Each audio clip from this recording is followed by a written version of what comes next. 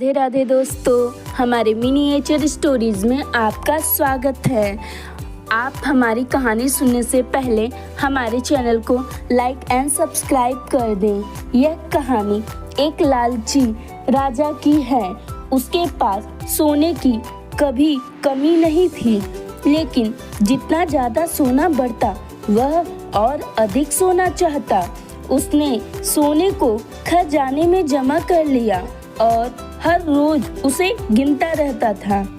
एक दिन जब वह सोना गिन रहा था तो एक अजनबी कहीं से आया और बोला, तुम मुझसे ऐसा कोई वरदान मांग सकते हो जो तुम्हें दुनिया में सबसे ज्यादा खुशी दे।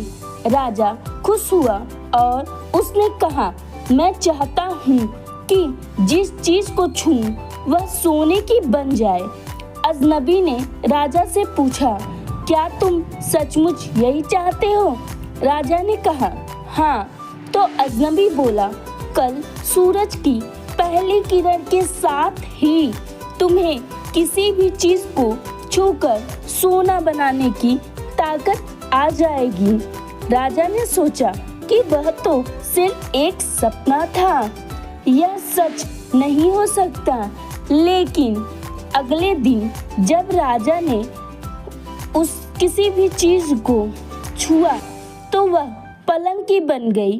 वह वरदान सच था। राजा ने जिस चीज को भी छुआ वह सोना बन गई। उसने खिड़की के बाहर देखा और अपनी नन्ही बच्ची को खेलते पाया। उसने अपनी बिटिया को वह अजूबा दिखाना चाहा और सोचा कि वह खुश होगी, लेकिन बगीचे में जाने से पहले उसने एक किताब पढ़ने की सोची।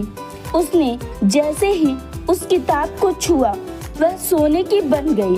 वह किताब को पढ़ न सका। फिर वह नाश्ता करने बैठा। जैसे ही उसने फलों और पानी के ग्लास को छुआ वे भी सोने की बन गई। उसकी भूख बढ़ने लगी और वह खुद से बोला, मैं सोने को खा और पी नहीं सकता। ठीक उसी समय उसकी बेटी दौड़ती हुई वहां आई और अपने पापा के पास गई। उसके पिता ने उसे अपनी गोद में भर लिया और वह सोने की मूर्ति बन गई। राजा के चेहरे की खुशी ही गायब हो गई थी। राजा सिर पकड़कर रोने लगा। वह वरदान देने वाला अजनबी फिर आया और उसने राजा से पूछा कि क्या वह हर चीज को सोना बना देने की अपनी ताकत से खुश है। राजा ने बताया कि वह दुनिया में सबसे दुखी इंसान है। राजा ने उसे सारी बात बताई। अजनबी ने पूछा, अब तुम क्या पसंद करोगे, अपना भोजन और अपनी प्यारी बिटिया या सोने के ढेर और बिटिया की सोने की मूर्ति? राजा ने गिड़गिड़ाकर माफी मांगी और कहा, मैं अपना सारा सोना छोड़ दूंगा। मेहरबानी करके मेरी बिटिया मुझे लौटा दो, क्योंकि उसके बिना मेरी हर चीज मूल्यहीन हो गई है। अजनबी ने राजा से कहा, तुम पहले ही बुद्धिमान हो गए हो।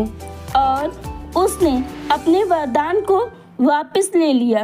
राजा को अपनी बेटी फिर से मिल गई और उसे एक ऐसी सीख मिली जिसे वह जिंदगी भर नहीं भूल सकता। हमारी कहानी सुनने के लिए धन्यवाद दोस्तों। हमारे चैनल को लाइक एंड सब्सक्राइब